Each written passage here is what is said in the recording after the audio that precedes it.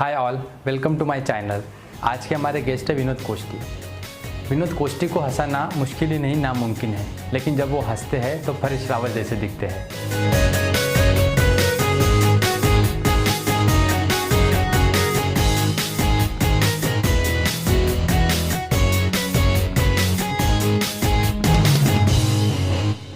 विनोद कोष्टी को बचपन से ही आत्मनिर्भर रहना पसंद है। अपने परिवार में हाथ बटाना, खुद को प्रोत्साहित रखकर आगे बढ़ना इनकी कला है। हर एक क्षेत्र में रुचि रखना, हर एक समस्या को अच्छे से संभालना इन्हें बखूबी आता है। इंश्योरेंस एडवाइज़र बनके इन्होंने अपने करियर की शुरुआत की और देखते ही देखते बहुत सारे लोगों का विश्वास हासिल किया। जितनी ही अपने काम के प्रति इनकी सच्चाई है, उतना ही अपने परिवार के प्रति प्यार और स्नेह है। He is a man who likes to upgrade himself with time and technology. इसीलिए उन्होंने इंश्योरेंस एडवाइज़र से म्यूचुअल फंड कंसल्टेंट बनने की ओर अपनी राह चुनी। अपना खुद का पोर्टफोलियो भी चंद हज़ारों से करोड़ तक लेके गए और आज इसी सफ़र को सुनते हैं उनकी ज़ुबानी। Sir, thank you so much for joining us today. क्या आप आपके निजी ज़िंदगी के बारे में बताना चाहोगे? आपने जीरो से लेके इन्वेस्टमेंट एडवाइजर तक का सफ़र कैसे तय किया? मेरा जन्म महाराष्ट्र के अमरावती शहर में 1971 में हुआ। मेरा जन्म बहुत ही गरीब परिवार में हुआ, जहां हम 6 भाई बहन हैं परिवार के अंदर। और मेरे पापा की रास्ते के किनारे अनाज की दुकान लगती थी और उनके साथ में चौथी क्लास से ही मैं उनका साथ हाथ बटाता था। और उसके साथ साथ मैंने पढ़ाई पूरी की और 10वीं के बाद में फिर मैंने अकाउंटिंग का जॉब शुरू किया। अकाउंटिंग का जॉब के साथ साथ मेरी पढ़ाई शुरू थी। मेरा ग्रेजुएशन हो गया। पढ़ाई पूरी होने के बाद में फिर साल 2000 में मैंने LIC एजेंसी का काम शुरू किया। 2002 में मैंने पोस्ट ऑफिस की एजेंसी ली और ये दोनों काम साथ साथ करते करते 2008 तक की ये काम किया।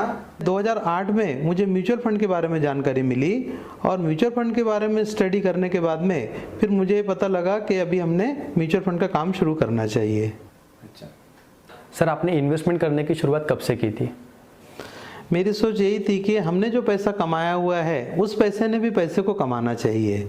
तो 2000 के साल में मेरे दिमाग में एक आइडिया आई कि 1000 रुपये हमारे पास में बच गया है तो उसको बैंक में FD कर देना चाहिए।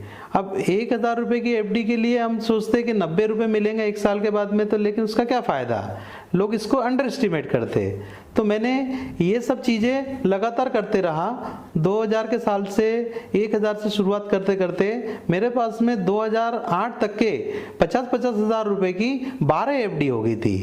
और 12 FD का क्या हुआ कि एक महीने में एक मैच्योर्ड होती थी, तो उसका 4500 रुपये मुझे ब्याज मिलता था। उस 4500 रुपये से मेरा घर खर्च चलता था और जो भी इनकम आती थी उसको मैं वापस से इन्वेस्ट करता था। सर, सेविंग एंड इन्वेस्टमेंट क्या ये एक ही है? नहीं, दोनों भी अलग अलग चीज़ है। सेविंग होती है शॉर्ट टर्म के लिए, जैसे कि हमको 1 साल 2 साल के लिए कुछ पैसे की ज़रूरत पड़ने वाली होती है तो हमने उसको सेविंग में रखना चाहिए। और इन्वेस्टमेंट वो चीज़ होती है, इन्वेस्टमेंट लॉन्ग टर्म के लिए होता है। और जैसे कि बच्चों का एजुकेशन हो गया, क्योंकि वहाँ पर बड़ी रकम की ज़रूरत पड़ती है ना, एक रिटायरमेंट के लिए भी कॉर्पस बनाने के लिए हमको इन्वेस्टमेंट में ही जाना चाहिए। और तीसरा होता है वेल्थ क्रिएशन, जहाँ पर से हमको एक समय के बाद में जब हम काम नहीं कर रहे हैं उस समय कैश फ्लो आता रहे, तो ये चीज़ होती है इन्वेस्टमेंट। सर, ये म्यूचुअल फंड क्या होता है? म्यूचुअल फंड शेयर बाजार में इन्वेस्टमेंट करने का एक जरिया है। शेयर बाजार के बारे में हमने अक्सर सुना है कि पैसा डूब जाता। अगर ऐसा होता तो शेयर बाजार कब से बंद हो जाता था। तो क्या हुआ कि डायरेक्ट शेयर हम खरीद सकते, डीमैट का अकाउंट ओपन कर लो, आप शेयर खरीद सकते, लेकिन उसके लिए आपको बहुत स्टडी लगेगी। स्टडी एक आम इंसान 5-10 हज़ार रुपये इन्वेस्ट करना है तो वो नहीं कर पाएगा इतना। तो उसके लिए 92 में म्यूचुअल फंड की स्थापना हुई। म्यूचुअल फंड क्या करता, हमसे जो 100 रुपये लेता है वो 40 से 50 कंपनियों के अंदर इन्वेस्ट करता है और उसका एकमात्र उद्देश्य ये होता है कि इन्वेस्टर का पैसा बढ़ा के देना है। हो गया। तो इसके लिए अपन एक उदाहरण लेते हैं कि जैसे कि आपके पास सपोज कार है, आपको समझो 500 किलोमीटर जाना है, आप खुद भी ड्राइव करके जा सकते हैं और एक ड्राइवर को भी रख सकते हैं। खुद गाड़ी चलाने में क्या प्रॉब्लम हो सकती कि हम उस चीज़ में एक्सपर्ट होना चाहिए सबसे पहली बात। तो दूसरी चीज़, ड्राइवर का काम क्या है, उसका एक ही फोकस होता है कि बस इनको गाड़ी से लेके जाना है और प्रॉपर तरीके से लेके आ जाना है। अब क्या होता कि यदि समझ के चलो हम खुद गाड़ी चला रहे हैं तो हम फ़ोन पे बात नहीं कर सकते, हम पेपर नहीं पढ़ सकते और ना हम नींद ले सकते। ड्राइवर को रखने में क्या है, सिर्फ एक ही नुकसान है कि हमको उसको पैसे देना है, और पैसे देने से हमको इतना कंफर्ट मिलता है तो फिर हमने क्यों मगजमारी करना चाहिए, ड्राइवर को ले जाना चाहिए ना। तो वही चीज़ शेयर बाजार, डायरेक्ट अगर शेयर खरीदना है तो आपको पूरा फोकस रखना पड़ेगा मार्केट के ऊपर, और म्यूचुअल फंड के अंदर आपको कुछ करने की जरूरत नहीं, वो फंड मैनेजर कर रहा है हमारे लिए काम। अगर कोई भी म्यूचुअल फंड 1 या 2 साल के अंदर रिटर्न नहीं दे रहा है तो क्या हमने उसको रिडीम कर देना चाहिए? नहीं, according to Warren Buffett, having money makes you rich, having time makes you wealthy. Okay. Market short term में सेंटिमेंट पर चलता है, लॉन्ग टर्म में कंपनी के अर्निंग्स पर चलता है। जैसे कि हमारे पास में HDFC फ्लेक्सी कैप फंड जो कि 1995 में स्टार्ट हुआ था, और किसी ने भी 1995 से लेके 2021 तक के साल के 12,000 रुपये इन्वेस्ट किए तो इन्वेस्टमेंट अमाउंट होगी 3,24,000 रुपये। वो संपत्ति होगी उनकी 1,17,81,375 रुपये। अगर हम परसेंटेज टर्म में देखते हैं तो 21% का रिटर्न आया है। लेकिन क्या होता है यहाँ पर, जब हमने पैसा इन्वेस्टमेंट करना स्टार्ट किया, पहले रेट था यहाँ पर 9 रुपये 40 पैसे, नेक्स्ट ईयर इसका रेट हो गया 7 रुपये 29 पैसे, नेक्स्ट ईयर इसका रेट हो गया 5 रुपये 67 पैसे। अब हमको एक आम निवेशक को ये लगता है कि ये तो मार्केट कंटिन्यू फॉल हो रहा है और हमारा पैसा जो 3 साल में हमने 36,000 रुपये जमा कर दिया वो तो आज 28,572 रुपये है। तो एक आम निवेशक ये सोचता है कि अगर मैं ये पैसे बैंक में डिपॉजिट किए रहते थे तो 36,000 प्लस इंटरेस्ट मिलता था, और यहाँ पर तो 28,572 रुपये हो गए। लेकिन यदि हमने 10 साल 15 साल के लिए इन्वेस्ट किया है तो यहाँ पर चिंता करने की ज़रूरत नहीं है। यहाँ पर आपको एक खुशी की चीज़ ये है कि यहाँ पर जितना रेट मार्केट डाउन हो रहा है तो उतनी ज़्यादा यूनिट्स मिल रहे हैं, आपकी वैल्यू बढ़ेंगी यूनिट्स के ऊपर। रेट जितना कम होगा उतने ज़्यादा यूनिट्स मिलेंगे, और जैसे जैसे रेट बढ़ेंगे वैसे वैसे आपके यूनिट्स कम होते जाएंगे।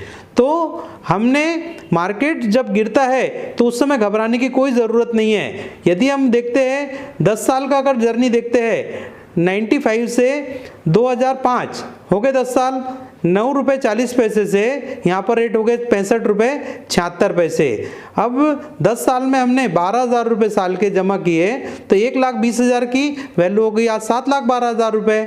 तो मार्केट फॉल होने से हमको कोई डरने की ज़रूरत नहीं है।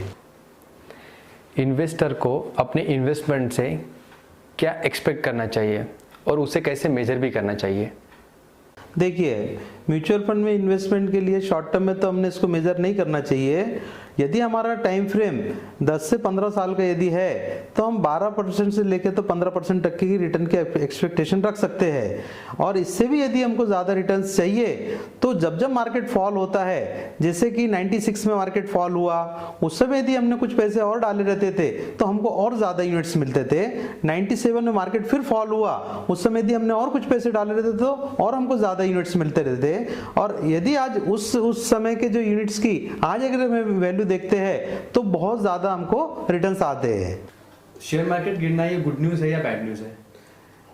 शेयर मार्केट गिरना लॉन्ग टर्म इन्वेस्टर के लिए गुड न्यूज़ है और शॉर्ट टर्म ट्रेडर्स के लिए बैड न्यूज़ है। Sir, this is my last question. आप हमारे दर्शकों को इन्वेस्टमेंट संबंधित क्या सलाह देना चाहोगे?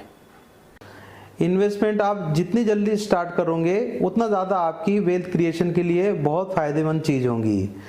जैसे क्या होता है, इंसान क्या करता है, पहले कमाई करने के बाद में पहले खर्च करता, फिर बचे हुए पैसे को इन्वेस्ट करने की कोशिश करता, जो कि इरेगुलर होता। क्योंकि जैसे हमने 1 लाख रुपए कमाया, इस महीने में 70,000 खर्च हो गया, नेक्स्ट महीने में फिर 1 लाख रुपए कमाया, 80,000 खर्च हो गया, नेक्स्ट महीने में फिर 1 लाख रुपए कमाया, 90,000 खर्च हो गया। तो ये सब चीज़ें इरेगुलर है। लेकिन इसका एक नियम ऐसा है कि खर्च करने के बाद जो बचता है उसे ना बचाए, लेकिन बचत के बाद जो बचता है उसे खर्च करे।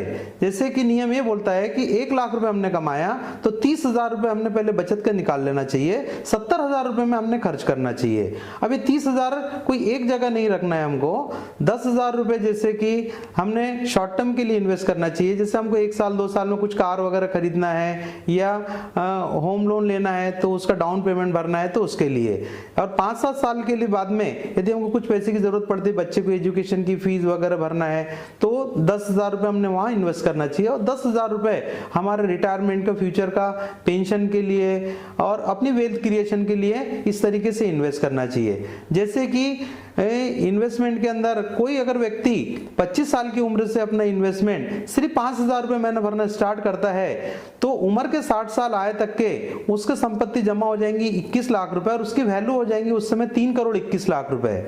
और अगर वो व्यक्ति 10 साल लेट कर देता है, उम्र के 35वें साल में स्टार्ट करता है तो उसको 5,000 की जगह भरना पड़ेगा 7,000 रुपए 21 लाख तक पहुंचने के लिए, लेकिन उसकी संपत्ति बनेगी 1 करोड़ 31 लाख रुपए, जो कि पहली इन्वेस्टमेंट से करीब करीब 60% कम है।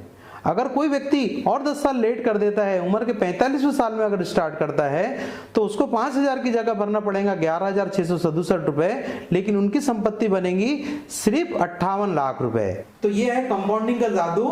तो आपको जितनी जल्दी स्टार्ट करेंगे उतना हमारे लिए अच्छा है। अच्छा,